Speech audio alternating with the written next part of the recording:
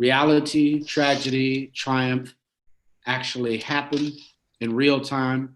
We get access to those individuals who are sacrificing their time, their lives to move our culture, our community, and our agenda forward. This evening, I'm joined by my co host, Kevin Hooks, and more than anything, saying congratulations, how proud we are to have the Honorable Ella Jones here. Not only is she the first, she is a first for all of us, a sister. When you see the resurrection of an IDB Wells, when you see the resurrection of all of those women, Dorothy Height, when you see the women who have been on the forefront, to make sure that we all have an option, to make sure that the young girls who are growing up can see leadership and women who are moving forward, sacrificing their time. We all pondered who would it be in Ferguson. I am so proud to say that we now know the answer was Ella Jones. And then from the National Civil Rights Museum, we have Faith Morris, who continues to make sure that the museum is more than a museum, but it is a culture and creative motivation that moves forward the agenda so we can reimagine ourselves and understand that there's nothing that Dr. King did in vain. Good evening, everyone. Good evening. Well, first and foremost, congratulations, Mayor Jones. I didn't quite hear you. She on mute? Yeah, on mute, Mayor.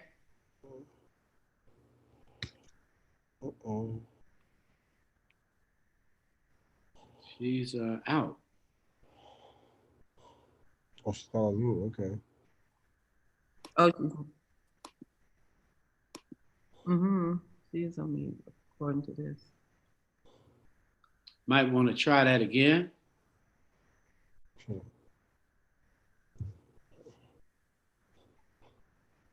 She might have to come back, TJ. Well, we want to hope TJ give her a hand to come back in. All right, if you can sign out, Mayor Jones, and maybe come back in. We're looking forward to continuing this conversation here on A Seat at the Table.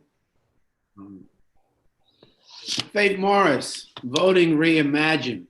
Yeah. There's a presidential debate tonight, and we are all here. It's a moving time because there are those individuals that are not just on the presidential ballot. They're talking about flipping states, states going blue. We're talking about having more women in Congress, more women in the Senate than we've ever imagined. So reimagining voting, what is that for our culture and community? So let's take a look at that. There are 232 Black candidates on this ballot. So anybody that's thinking that they're just voting for a president, they need to really take another look because there are some more decisions that need to be made. There are folks running for city council. There's city, state, and federal elections that are up this time. We've been talking about through Imagine in America, having folks really plan to vote, know what is at stake, understand who represents who you are and what your interests are and what will move your community and your family along, and vote that way. So I see Mayor Jones. Are you back, Mayor Jones? Can you hear me? Yeah. Yes. Okay, great. Yes. Sometimes these computers have a mind of their own. Amen. That's the virtual pivot. And that's the virtual waltz that we do every once in a while, for sure. Mayor Jones, we're really excited about having you. You and I have been playing this dance for a couple of weeks, just making sure that tonight happens, right? Yes. So glad that you are here, and I agree with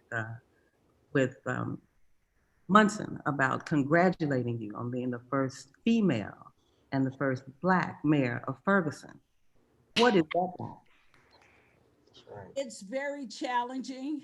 And when I say it's very challenging, is that people tend to expect more, even though I'm a woman, I'm an African American woman, but my counterpart, they don't expect the same thing. So therefore, I work with a group of people that we have to do over and beyond what is needed for us to do. And so it's to the point where my assistant, we take in 20 to 30 telephone calls a day, no end to emails. I'm always out in the community talking to people. People are looking for me to solve problems. And in that problem solving, then they tend to say, oh, you really mean that you're going to work in the community and that you're going to take time with the youth. So it's basically challenging, rewarding, but yet I still have to prove myself, even at this stage. Why did you run? Why did you decide that this was what you needed to do at this time? Well, when I decided that I needed to run, because as I walk through the community and go through the various neighborhoods, a lot of our Black neighborhoods are underserved, and our children are not getting what they need. And when I say that, if a child lives in a community and a community is not stabilized, that child is not going to do well in school. So my dream and my hope is that everyone in Ferguson will live a good quality life. And that's one of the reasons why I ran, because the playing field needs to be level. And I'm just, when you get sick and tired of being sick and tired, then someone has to get up and do something. And I got up. And I work with my constituents. I don't care if you're Black, green, purple, or white. If you want to work, come on, let's work together to move our community forward. So tell us a little bit about, go on, Kevin, did you have a question? Yeah, Mayor Jones, I'm really pleased to have you on. I get so impressed when I see people who do things of the unexpected. I feel like you've been doing the unexpected for most of your life. I mean, hell, you got a degree in chemistry at a time when women, let alone Black women, weren't expected to do that. You've been in one community, being a leader in the community for so many years, an entrepreneur. Where did that come from? Well, it comes from my grandmother. I was born and raised in the South. And she instilled in us, don't let nobody tell you what you can and cannot do. You be the determining factor. You look within yourself and get what you want and do. And she taught us never to be jealous of no one. If someone has something you want, go over to them and ask them, how did you do that? Once you find out, and if you really want it, then you do it, but put your spin on it. So it's just come from being raised in the South. When I went back to college to get my degree in chemistry, a couple of professors told me, oh, you won't be able to make it. Right. Being the only Black woman in the class, but they didn't know I was good in mathematics. And being the first at everything, when I pastored a church, I was the first person to pastor a major congregation in St. Louis. I was the first person to rehab a church and first person on my job. So I have always been a trailblazer. My mom always taught us, create your own path. You don't have to always follow what somebody else is out there doing, but it's always good to create your own path. I love it. Thank you for that. Thank you. So Ferguson is a majority Black city, right? 68% African American. How important is it that majority Black cities have majority Black leadership? It's very important because we understand the culture of African American people. And when you have a quality leader, and that leader understands the culture, then that leader is going to do everything that's possible to bring in new jobs. They're always say that our neighborhoods are run down first, but if we instill in people to keep their properties up, we instill in people to continue to get their children educated, they get education, find a good job. You know, it's important that we have good jobs here also, because we have some parents who are single parent and that mom is working 2 jobs, just trying to make ends meet. So bringing quality jobs here where the pay is acceptable and where that parent doesn't have to work 2 jobs to take care of her children. So being a Black person here in Ferguson, it in my election gave people hope, because they finally believe that they can go beyond what has been always dished out to them. And that's very important. Can you've got incredible pillars to your platform. And about public safety and about seniors and the consent decree and youth development. When you were coming up with those ideas, how much involvement in the local community did you have coming up with those ideas, and how are they being received as you seek to implement them? I have a lot of involvement from the citizens, because I didn't create this platform by myself. I went out knocking doors. Yep. And I asked people, what do you want to see change in Ferguson? And the immediate thing was public safety. They want a police department that is going to respect the youth and respect people. When you have a group of young Black African Americans standing on the corner, they're not up to no good. But when the police come, if he get out his car and walk over to them and have a decent conversation, he can see our children are just intelligent as the next person. So just getting our police to continue to use constitutional policing, because we're under consent decree here in Ferguson. In 2014, the fatal shooting of Michael Brown, he laid on that pavement in the streets for almost 4 hours. That's unacceptable. I don't care who child it is. So, and the DOJ came in and found Ferguson doing some things they had no business doing. So we had to enter into a consent decree. Right now we are in our 4th year.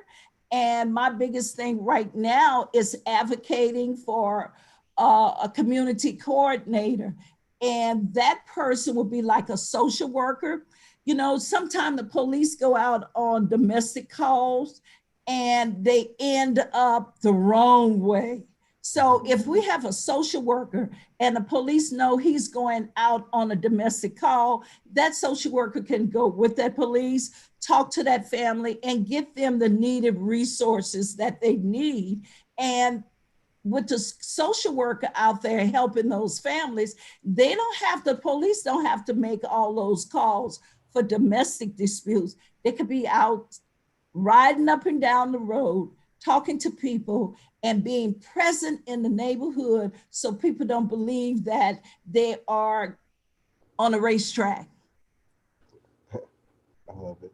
So what happened with Michael Brown in 2014, and what certainly happened this year with Breonna Taylor and George Floyd, the outbreak, in the streets of protest after Michael Brown, the same thing that happened after Breonna and George Floyd, and the result of the police, not being charged. The comparison is, nothing has changed really. Stay woke kind of happened after Michael Floyd. It became woke culture after, Michael Brown. After Michael Brown, we started talking about staying woke and watching police brutality. It was a watchword for folks. That really happened because of Ferguson. So now we're in 2020 and the issues are the same. What is moving Ferguson forward? What is moving Ferguson forward is the people coming together and saying enough is enough. And they are rattling behind me as their leader. as Black folks, we don't follow folk too readily. So having a quality person, and you know what? I had to earn people respect. It didn't automatically come to me. I had to get in the trenches with the people. When I've been to a lot of baseball games, I've been to a lot of recitals, I've cleaned more streets, I've done everything with the people. If the people say our street needs to be clean, I said, come on, let's do it together. So they realize that I care about them. And one thing I've learned in life, people are not interested in how much you know until you show them how much you care. And that was a big factor for people to rally behind me and started this movement because it gave people hope. I've seen Black men who would never stand up for their community, and they're out here standing up for their communities. And I've seen a lot of Black women who are getting on our boards and our commissions, places where they are able to make a decision, they're able to sit at the table where the decisions are made. And I share with people all the time, it was great that we protested. However, it's even better to go knock on the city hall door and say, hey, I'm going to run for office. I need a seat at the table where the decisions are made. Makes a big difference. Huge difference. Let's talk about voting. Let's talk about, we got one of the biggest elections of our lifetime coming up, and we've had some important ones, but this is important for lots of different reasons, right? 12 days before this November 3rd election. What are you telling folks in your community about the importance of this vote? If they don't get out and vote, they're gonna keep getting what they've been getting. And we have voter registration drives. We've been knocking on doors, registering people. In North County, where Ferguson is, we have registered over 65,000 new people. And we are still knocking on doors. We still having events. We have an event coming up on Sunday night where one of the municipalities just put in a new skating rink, an outside skating rink. And we're gathering young people, tell them they could come and they can skate for free. However, we having the Democrats over there to talk to the young people. So we're going to continue to talk to them. We're going to continue to show them that we have quality leadership here. And if they need a ride to the polls, we don't care. It's COVID. Put your mask on, put your gloves on, and get in the back seat, and we're taking you to vote. It is imperative that we make an impact here in Ferguson and in Missouri to get the right person in the White House and get number 45 out. It's amazing. Some 30 million or so people have already voted in the early voting processes so far. And I'm really impressed by that early turnout. One of the drivers, the key drivers, other than people want change, is they're looking for things like improved healthcare and improved job opportunities. We've got an administration that is going to be, for the first time, have a net negative gain in new jobs at the end of the administration, assuming there's a change. What kinds of things are driving your people to the poll, the people in Ferguson to the poll? Well, not only the local level, but we have a state election going on. We have state representatives running. We are looking for healthcare. Our people need better healthcare. COVID-19, as you know, 45 moved slow, so therefore we had a Republican governor, and he moved very slow. We had to take it upon ourselves in the community. And one thing I would like about the Urban League, they heard the cry of the people. For 22 weeks, we were able to service from 3,000 to 5,000 people per week. We had people donating, major companies donating $50,000 and $60,000 to get food to these people. In North County, Ferguson was the first community to open up a testing site. I got a lot of grief about it, but I didn't care because it was our people suffering. And so the test sites right now, we have Affinia Healthcare. They are just moving all over the county mobily doing COVID testing for our people. So we are the ones who have to turn around and look at our situation and don't look for someone else to do it, but we get out there and do it ourselves. I love it. The comorbidity rates from the pandemic are absolutely ridiculous. Blacks are 3 times more likely to die from the pandemic than their white counterparts. And the data just kind of continues to be the same across the board as with other categories that we're concerned about.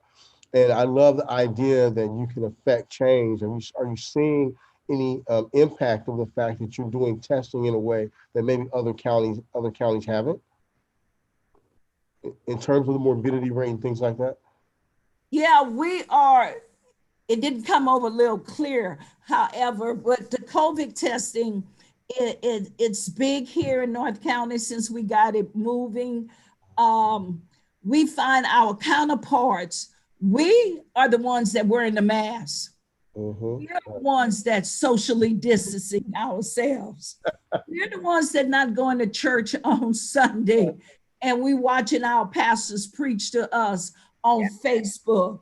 So even now, if you go out in the park, we had a big cleanup day. The Black people had on masks, our counterparts didn't. So they don't believe it can happen to them. I have friends, I have a young couple, he was in the midst of running for the senator for the state of Missouri. His whole family came down with COVID. And that played a major part of him not winning that race because his whole family came down in COVID 3 weeks before the election. So it's heavy here, and we're continually, every day I'm out handing out masks to people, going to the St. Louis County Health Department, getting boxes and boxes of masks, handing them out to people, make certain children understand that they need to have a mask also. So just trying to educate our people to stay safe and be healthy. You know, Fannie Lou Hamer talked about being a first-class citizen, and I feel like you are the embodiment of that first-class citizenship. So I really just want to congratulate you again for the great work that you're doing. I'm just so impressed by everything that's happening. Thank you. We have a political group who have named themselves Fannie Lou Hamer, and they are a force to be reckoned with. You want to really work to get their endorsement.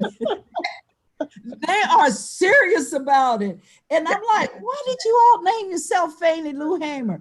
And then they said, well, you should have realized. I said, I realized what she was like. So, but they are a phenomenal group. And if anybody want to make an impact in the African-American community, they got to go through the Fannie Lou Hamer group. I love that. Yeah. At the museum, at the National Civil Rights Museum, you know, we have dug pretty deep on this whole making sure that folks imagine what America can be like. America, how we can imagine how we can impact these issues that we're dealing with every day, many of them that we've been dealing with for centuries, and certainly since the civil rights movement, but far beyond and definitely since the movement. And now we're in a contemporary movement and it's the same thing.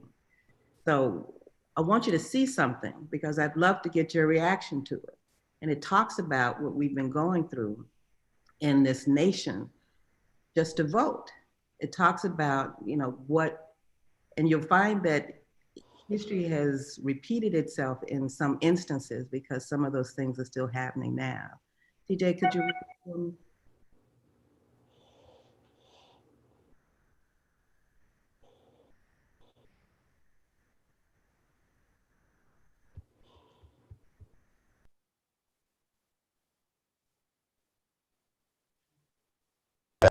If you can't vote, you're a slave. We lost one of the greatest freedom fighters for voting rights in the U.S. Congressman John Lewis. The best way that we can honor John Lewis is to exercise our right to vote. Many more before him gave the ultimate sacrifice. Men and women such as James Chaney, Michael Schwerner, Viola Liuzzo, Mrs. Fannie Lou Hamer, and others. 55 years later, their sacrifice and their honor still rings true today. It showcased to America that the right to vote was still an issue. Of all the previous elections that we've had in our country before, none are more important than today. However difficult the moment, however frustrating the hour, it will not be long, because truth crushed will rise again. How long? Not long, because no lie can live forever. We have to vote like our life depends on it, because it does. Imagine an America where one person, one vote is truly a reality.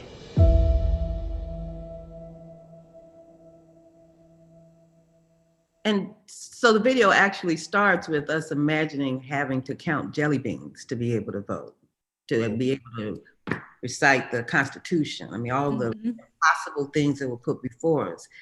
And now we come to what we're doing with now. I don't know if you're having this in Ferguson, but we've, you know, there are instances all over the nation. Here in Memphis, I'm in Memphis, Tennessee, where fewer early voting polling places, although folks have figured it out, thank goodness, because of the heavy vote, which is good. But just pushing that, voting regardless of what the situation is, regardless of what's going on. I mean, is that what's happening in Ferguson? Is that the culture that you have started there, with you being in the position that you are in now, which is history making? And I know from there's going to be several others that are doing the same thing, because you have opened that door.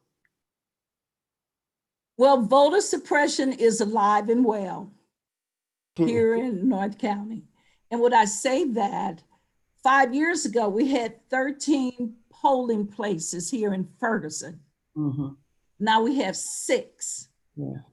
Wow. I went to the St. Louis County Board of Election, and our Democratic director is Eric Fay.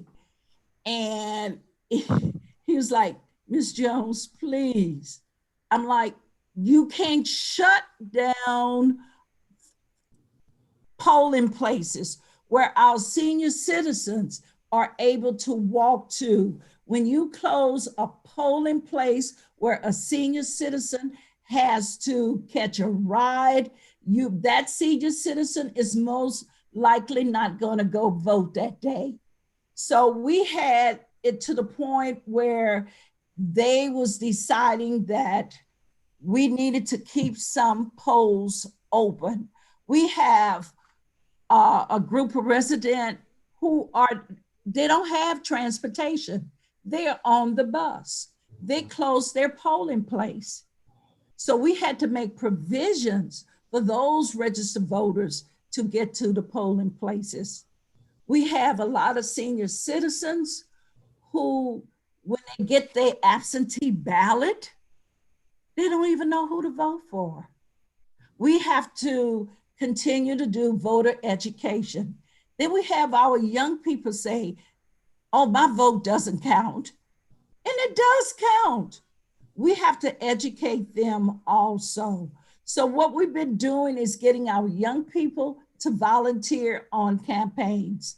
And if they could see and experience a campaign and what this person is going through and the platform they put together to move the community forward, our young people are beginning to change the way they look at voting. We had so many people who didn't even get their absentee ballot, but yet we still have to get them to the polls. So voter suppression is alive and it is well. I read some interesting data points that for every obstacle that's put in the way to disenfranchise voters, we lose about 0.5% of the voters. And in fact, it was realized that in 2018, we lost 7% of African-American voters that were already registered because of the different disenfranchisement strategies that were put in place. And so I am concerned even now that we've got registered voters and we've done this yeoman's effort of getting people registered as voters to vote, but that people aren't going to show up because of all of the hurdles that are being put in their way. So I applaud the work for, driving people to the vote and all that. Are there other techniques that you could share with other people that maybe you're using that you see as effective? Well, what we are doing here is not only going door to door, but we are asking people who need a ride. And we're making certain those people get to the polls. And then we don't have early voting here in St. Louis County. We have absentee voting, and it's to the point where if you go and vote absentee, they ask you, oh, where are you going to be on election day? And you have to tell them, oh, you have to come up with something. And so that's how a lot of people are getting in to vote early. Now, the day of the election, we have candidates who are providing rides. We have the Democratic Club. We're doing mailings. We're doing everything we can think of to get people out to vote. And let me piggyback off that. The 2020 census, that was the most important 9 questions that we can ask. We had to go out and educate our community because the first thing the African-American people were saying, the government is trying to get my business. No, they're not trying to get in your business. We trying to get you counted. For every person that fills out the 2020 census, the government sends back $1,300 to your community. Now, just imagine you had 10 people who did not fill out the census. $1,300 times 10, that's $13,000 a year for 10 years that your community will be missing. So what we did, we wrapped it all together. We asked people, are you registered? Are you a registered voter? Some people say yes. Then, hey, have you completed your 2020 census? So we've been out hitting it hard, and we know that here in North County, it's going to remain blue, and we're going to keep red out. And Missouri is a red state, and we're planning on taking it to be a blue state this time. So what does Ferguson look like a year from now? What Ferguson look like a year from now? We have sidewalks to walk on. Yeah, there's no sidewalks in Ferguson. You got to walk in the street. This neighborhood was built back in the 50s. I don't know what they was thinking about. People, you need sidewalks to walk on. So we're going to have sidewalks to walk on. The industrial part of Ferguson, all of the land will be held by warehouses. They will be able to give people jobs. NGA is coming here in its downtown. So my goal is to make Ferguson regional instead of a silo. When you are siloed, nothing can come in and nothing can get out. But having it regional, I have put together a task force of a lot of business people, and they are my think tank. We're going to find ways, we're going to find resources, and we're going to take the housing stock and improve it, stabilize our neighborhoods, attract people to come live in Ferguson so we can put some of our houses back on the tax roll. We're going to have jobs here for people where they don't have to go drive 10 and 15 miles to work. They'll be right here locally. And the most important thing, our businesses will be thriving and our senior citizens can age in place. There's something historic about Ferguson that this audience just has to know. You know, we're dealing with the Green Book at the National Civil Rights Museum, and Ferguson was a sundown town. Yes. Oh, wow. And that very few folks knew about sundown towns other than we knew we better not be in places, you know, after, especially if you were a Black man, right? Mm-hmm. Just Ferguson was a sundown town. And at that point, Kinloch is adjacent to Ferguson. And what they did, they planted a hedge where you couldn't come in Ferguson. And you had to go around through Berkeley in order to come through Ferguson. And right now that hedge is still up. They just put a street through it, suburban.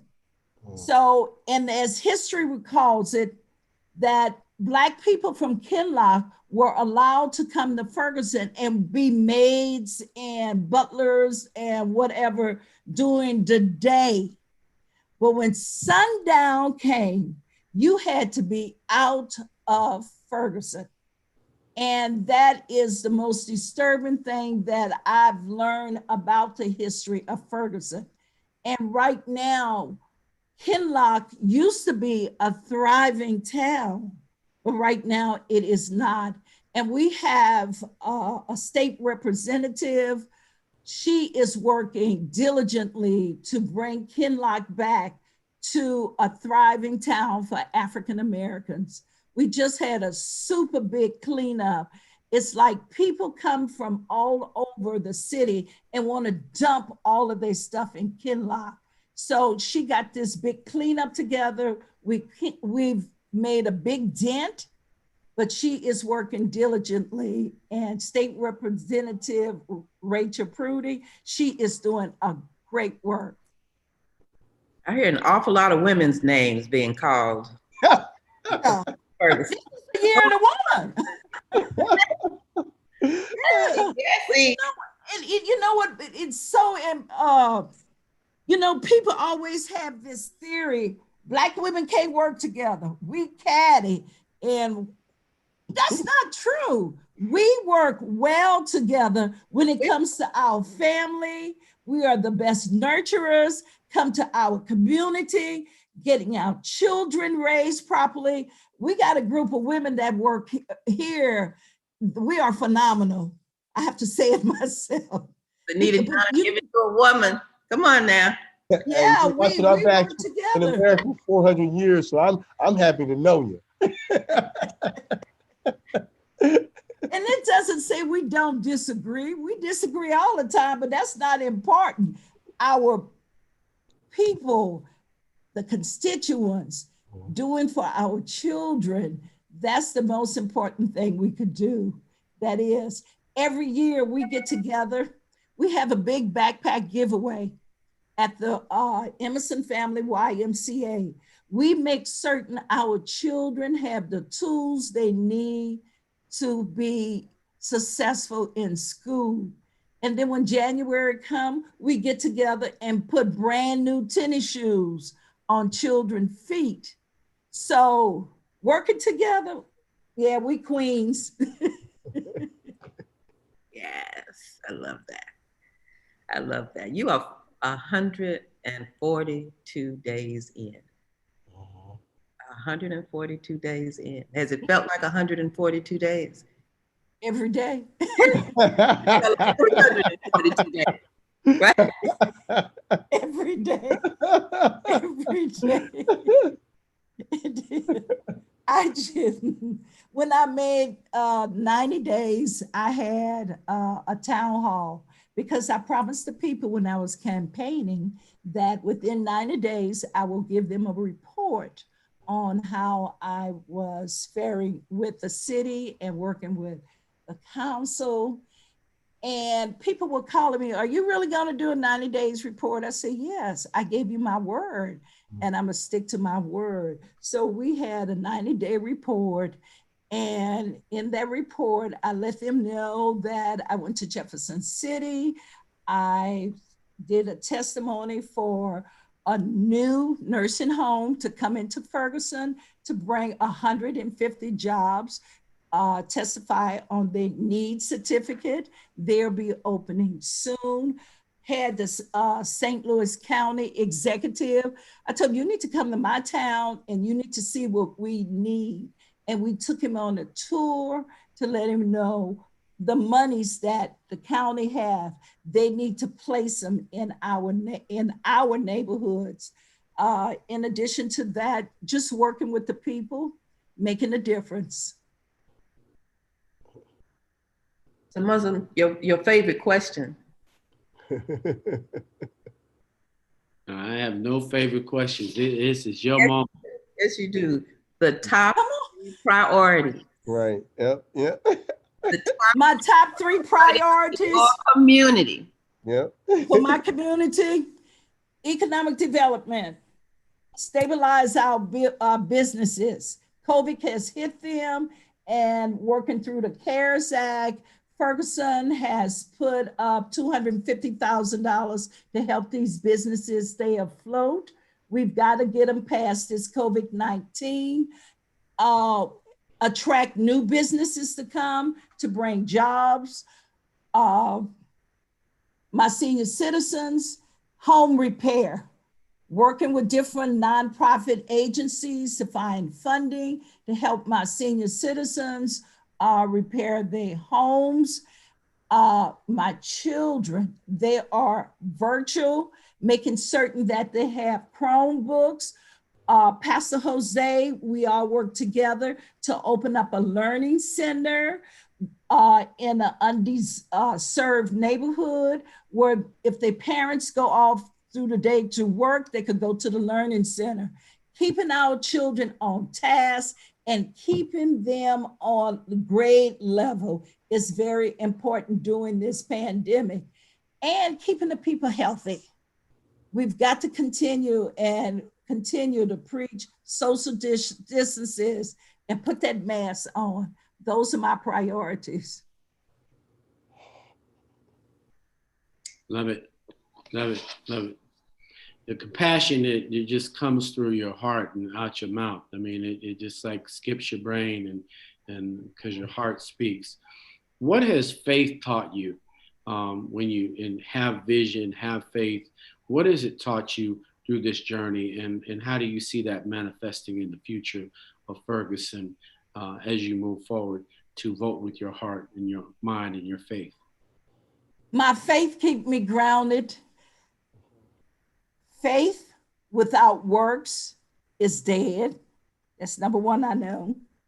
I walk by faith and not by sight. And without a vision, the people will perish. And I also hold up the vision real high for people to see. Now, everyone is not going to come on board, but that's okay. I have a majority of the people who want better for themselves. They want better for their communities. They want to be able to walk their communities and be safe. So my faith is all I have, because when they start being negative, and they are heavily negative, I have to stay focused, because if I don't stay focused on the task that God has signed on my hand to do, to lead these people, then I'll turn around and go back and try to answer those negative people, and I'll lose ground. My faith keeps telling me, stay focused, press on, because the work that we have to do here in Ferguson is bigger, it's larger than the folk who are negative. And our goal is to make a lasting impact on the people in this community.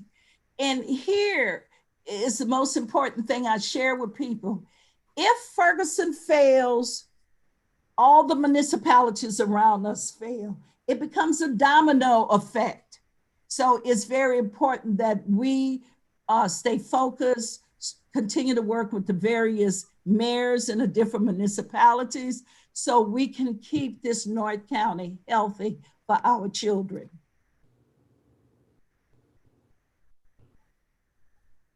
That's wonderful. Reimagining voting. What do you imagine, given the impact of COVID, impact of racial and social justice? How do you reimagine our community once we have hopefully retaken the White House? How do you imagine a Black community with a different agenda? What do you imagine our agenda just nationally should be as a community, given the impact and what you've seen happen to our economy or to our community during COVID? Well, the first thing I see is they need to do another stimulus to keep the people moving forward. And then we have to elect good senators and good congresspeople to go up there with an agenda to build our economy locally. They can't go up there and start, well, I'm not gonna go there. But anyway, we need them to go up there with an agenda and make certain that they fight for what their constituents need on the local level. Getting to the point where our businesses are taking more of an active lead in the community. Just don't be a business that's in a community that's sitting there, but put more resources into the community. And people taking pride and understanding that their vote made a difference, and they can continue to work to see how the people they elected is going to be accountable. And if they're not accountable, take them out. Take them out. So that's what I see. Excellent. It's been wonderful connecting with you tonight. It has been wonderful hearing your voice, understand, how you are going out in these streets and making things happen in Ferguson, that you have, sounds like a strong community around you to help achieve some of those things that you are working to get done for Ferguson. Most of this nation got introduced to Ferguson in 2014. Mm-hmm. So there's a lot to be understood about what Ferguson is now. And that you are sitting in that seat, should be a lot of motivation and inspiration for women, Black folks, just folks that are really trying to do the right thing, regardless of party. Right. Just trying to do the right thing. And I'm really, really impressed with what you have been doing, and hearing your story really, I was getting ready to tear up a little bit when you was talking about some of that stuff. I was trying to be a big girl over here. But it's really good. So, thank you. Well, thank you. In 2014, to be very, very honest with you, so I was a successful entrepreneur, living a good quality life. And when Mike Brown happened, the elected officials came to me and said, Ella, we need you to step up. I said, whoa, wait a minute. I got my business. I'm doing this. I'm enjoying my life. They said, no, we need you to step up. I said, okay, what do you want me to do? And they wanted me to run for office. I had a senator, the congressman, the state representative. I'm like, you all don't even know me. They say, yes, we do. We've been knowing you for years. We've been watching you. Now it's time for you to step up. And I called Congressman Clay on yesterday, and he and I had a very good conversation. I was like, if you did not encourage me to transfer my skills and go out here and fight to get a seat at the table, I would not be in the seat that I'm sitting in today. And that's why I always reach back. And when I was campaigning, I found a bunch of young women and young men. I said, come on, learn this, because I need somebody to replace me. I can't be here the rest of my life. But if I could train someone else to take my place, I know this city will be in good hands once I step down. I just believe that if you didn't have a seat at the table, you would bring your own folding chair. Right? I would. That is the truth. And put it at the head of the table. And put it and move the table. Right? That is the truth. Because I was knocking on that door hard to get in. They say I can do it. Okay, I'm gonna do it. I believe it. I'm convinced. Okay. Absolutely. Absolutely. Thank you. Thank you. So for those of us who want to support you, where do we go if we want to donate money to your work? We want to, just keep in touch with the kinds of efforts you're doing so that we can steal from it and use it in other communities. Where can we find you across all the social media platforms, et cetera? I didn't get all of your question, but I think website, social, Instagram, Facebook. How do we find you? Oh, I'm on Facebook. I tweet every now and then. I have to get young people to tweet for me. I'm on Instagram, but I have a huge presence on Facebook, and you find everything I'm doing out on Facebook. So yeah, that's how you can follow me. We really thank you for all that you've done. We look forward to you. Last question. If you were talking to everyone in the Black community about voting, finish the sentence. Please go vote because. Your life depends on it. Ooh. You are the one that can make the difference. Your vote matters. Your vote counts. Thank you so much, Ella Jones. We appreciate you coming to a seat at the table with Faith Morris, Kevin Hooks. We want you to come back again and visit us again at the finish of your first year. We'd love to see you here. And for all of you out there, you do not have to be in the streets, but you do have to be in the struggle.